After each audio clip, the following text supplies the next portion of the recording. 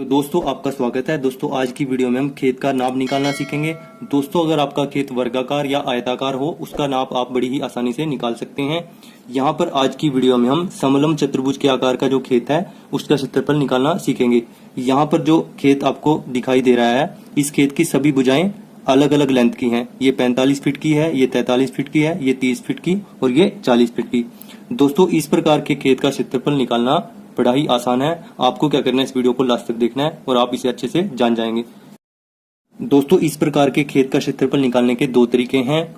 पहला वो तरीका है जो ज्यादातर वीडियोस में बताया गया है, जिससे आपके पास 100% सही क्षेत्रफल नहीं आता। दूसरा वो तरीका है जिससे आपके पास 100% सही क्षेत्रफल आएगा। हम दोनों तरीके से इस खेत का क्षेत्रफल निकाल लेंगे और दोनों तरीके से जो क्षेत्रफल आएगा उसको कंपेयर भी करेंगे। तो चलिए पहले तरीके से निकाल लेते हैं। पहला तरीका क्या कहता है, आमने सामने की भुजाओं को जोड़ेंगे, 2 से भाग करेंगे। आमने सामने की भुजाओं को जोड़ेंगे, 2 से भाग करेंगे और दोनों को गुना कर देंगे, तो उससे हमारे पास क्षेत्रफल आ जाएगा। तो चलिए देखते हैं पहले तरीके से कैसे करेंगे। हमें क्या करना होगा, आमने सामने की भुजाओं को जोड़ना होगा। 40 प्लस 45 बटे में 2, ठीक है, गुना में आमने सामने की भुजाओं को जोड़ना होगा अगेन 43 प्लस 30 बटे में 2। अब इन दोनों को सोल्व करके जो आएगा उसको हमें गुना कर देना है, ठीक है।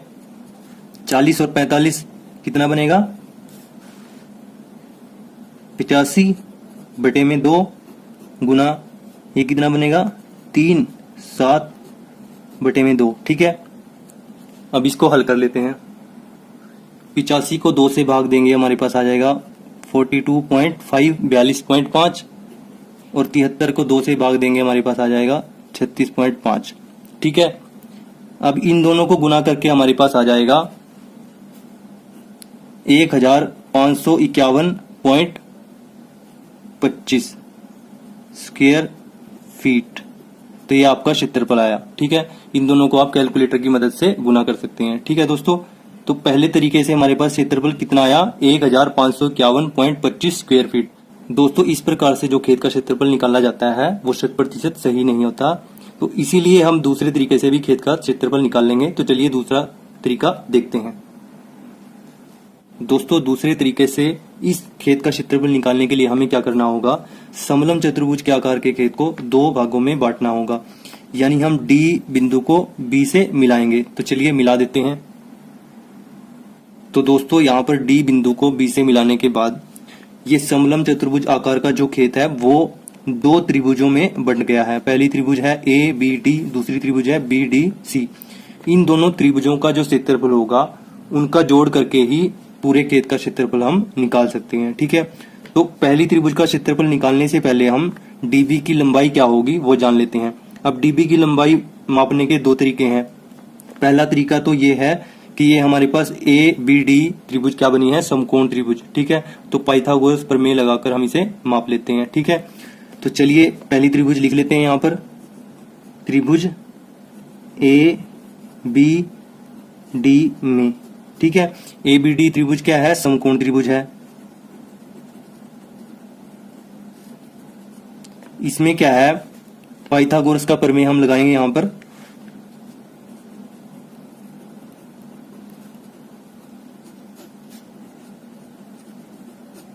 ये क्या कहता है, इस भुजा का स्क्वायर इस भुजा का स्क्वायर बराबर होगा DB के स्क्वायर के, ठीक है, इस भुजा के स्क्वायर के। तो AB का स्क्वायर प्लस AD का स्क्वायर बराबर किसके होगा, BD के स्क्वायर, ठीक है, BD के स्क्वायर के, ठीक है दोस्तों। अब AB का स्क्वायर यानी 40 का स्क्वायर प्लस 30 का स्क्वायर यानी AD का स्क्वायर बराबर BD का स्क्वायर, ठीक है। अब इसको सोल्व करके हमारे पास क्या आएगा, 1600 प्लस 900 बराबर BD का स्क्वायर, ये बन जाएगा 2500 बराबर BD का स्क्वायर और BD यहां से क्या निकल के आएगा, वर्गमूल में 2500, जो आ जाएगा हमारे पास 50 फीट। अब 2500 का वर्गमूल क्या होता है, 50 फीट, ठीक है। तो दोस्तों आप इस तरीके से भी इसको निकाल सकते हैं। अगर आपको इस तरीके का नहीं पता तो आप क्या करेंगे, D बिंदु पे खड़े होकर फीते की मदद से इसको यहाँ तक बी तक चलकर माप सकते हैं। ठीक है दोस्तों, तो ये हमारे पास डीबी कितना निकल के आया, 50 फीट। ठीक है, अब ये बड़ा ही आसान हो गया। पहले हम इस त्रिभुज का क्षेत्रफल निकाल लेंगे, फिर इसका निकाल लेंगे और दोनों को जोड़ देंगे। तो पहले समकोण त्रिभुज का क्षेत्रफल निकाल लेते हैं। त्रिभुज ए बी और डी, त्रिभुज ए बी डी का क्षेत्रफल निकाल लेते हैं पहले।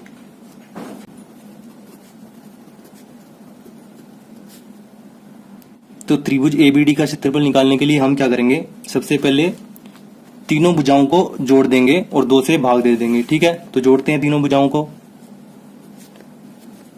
उसको हम एस मान लेते हैं जो जोड़ करके आएगा। ठीक है, तो जोड़ते हैं 30 प्लस 40 प्लस 50 बटे में 2। अब ये क्या बनेगा हमारे पास, ये बनेगा हमारे पास 120 बटे में 2 और ये काट के आ जाएगा आपके पास 60। ठीक है, अब त्रिभुज ए बी डी का क्षेत्रफल क्या बनेगा, जो ये यहां पर जोड़कर आया। ठीक है, इसको हम ऐसे लिखेंगे और इसमें से पहली भुजा को घटा देंगे। ठीक है, तो 60 में से पहली भुजा घट गई, हमारे पास कितना आ जाएगा 30। 60 में से 30 गया 30। ठीक है, अब क्या करेंगे, 60 में से दूसरी भुजा को घटाएंगे। 60 में से 40 गया, हमारे पास कितना आ गया 20। अब लास्ट में क्या करेंगे, 60 में से अंतिम भुजा को घटाएंगे, ये कितनी है 50। 60 में से 50 गया, हमारे पास कितना आ गया 10। और इस सब का क्या कर देंगे, वर्गमूल कर देंगे। ठीक है दोस्तों, हम क्या करेंगे, सबसे पहले तो इस s को लिखेंगे जो कि 60 है, फिर इसमें से पहली भुजा घटाएंगे, इसको लिख देंगे, दूसरी भुजा घटाएंगे, उसको लिख देंगे, फिर तीसरी साइड को घटाएंगे, उसको लिख देंगे। इन चारों की गुना करके वर्गमूल निकाल लेंगे तो हमारे पास पहली त्रिभुज का क्षेत्रफल आ जाएगा। ठीक है दोस्तों, अब इन सबको गुना करके हमारे पास क्या आएगा, 6 18, 18 दूनी 36, ये आ जाएगा हमारे पास 36, 1 2 3 4 4 0। ठीक है, और इसका वर्गमूल हम निकाल के क्या आएगा हमारे पास 600 स्क्वायर फीट। ठीक है दोस्तों, तो त्रिभुज एबीडी का क्षेत्रफल क्या है हमारे पास 600 स्क्वायर फीट। ठीक है, अब एक त्रिभुज का तो क्षेत्रफल निकल गया, अब हम दूसरी त्रिभुज का क्षेत्रफल निकाल लेते हैं। ठीक है, तो दोस्तों यहां पर दूसरी त्रिभुज क्या है हमारे पास बीडीसी। त्रिभुज बीडीसी का क्षेत्रफल दोस्तों उसी तरीके से करेंगे जैसे हमने पहली त्रिभुज का क्षेत्रफल निकाला था। ठीक है, तीनों भुजाओं को जोड़ देंगे, उसको हम s के बराबर रख लेंगे, 50 प्लस 45 प्लस 43। ठीक है दोस्तों, बटे में 2। अब इन तीनों को जोड़कर हमारे पास क्या आ जाएगा 8 9 और 4 13, ये आ जाएगा 138 बटे में 2। इसको काट देंगे, 2 6 12, 2 9 में 18, तो ये आ जाएगा 69 69। ठीक है दोस्तों, अब सेम तरीका फॉलो करेंगे। त्रिभुज बी डी सी क्षेत्रफल क्या करेंगे, हम 69 को लिख देंगे, जो s था उसको लिख दिया, 69 यानी 69 को लिखने के बाद क्या करेंगे, इसमें से पहली भुजा घटाएंगे, तो 69 में से 50 गया, हमारे पास कितना आ गया 19। 69 में से 45 गया, हमारे पास कितना आ गया 24। 69 में से 43 गया, हमारे पास कितना आ गया 26। ठीक है, क्या किया हमने यहाँ पे दोस्तों, सबसे पहले s को लिखा, फिर उसमें से एक एक भुजा को घटा के जो जो आया उसको लिख दिया। पहली भुजा को घटाया 19 आ गया, दूसरी भुजा को घटाया 24 आ गया, तीसरी भुजा को घटाया 26 आ गया। ठीक है, इसका वर्गमूल निकाल लेंगे। अब इन चारों को गुना करके हमारे पास क्या आएगा 8 1 8 0 6 4। ठीक है, आप कैलकुलेटर की मदद से ये गुना कर सकते हैं और वर्गमूल भी निकाल सकते हैं। इसका वर्गमूल निकाल के हमारे पास आएगा 904.4689। ठीक है, स्क्वायर फीट। तो यहां पर त्रिभुज बीडीसी का क्षेत्रफल क्या है आपके पास 904.4689 स्क्वायर फीट। ठीक है, अब आपको क्या करना है, दोनों त्रिभुजों के क्षेत्रफल को जोड़ देना है। अब दोस्तों खेत का क्षेत्रफल यानी चतुर्भुज एबीसीडी का क्षेत्रफल क्या आएगा, त्रिभुज एबीडी का क्षेत्रफल जमा त्रिभुज बीसीडी का क्षेत्रफल। ठीक है, तो त्रिभुज एबीडी का क्षेत्रफल क्या आया था हमारे पास, ये आया था 600 स्क्वायर फीट। ठीक है, लिख लेते हैं 600 स्क्वायर फीट। ठीक है, और त्रिभुज बीसीडी का क्षेत्रफल क्या आया था 904.4689। लिख लेते हैं इसको भी। अब दोनों को जोड़ देंगे तो हमारे पास खेत का क्षेत्रफल आ जाएगा। जोड़ते हैं दोनों को।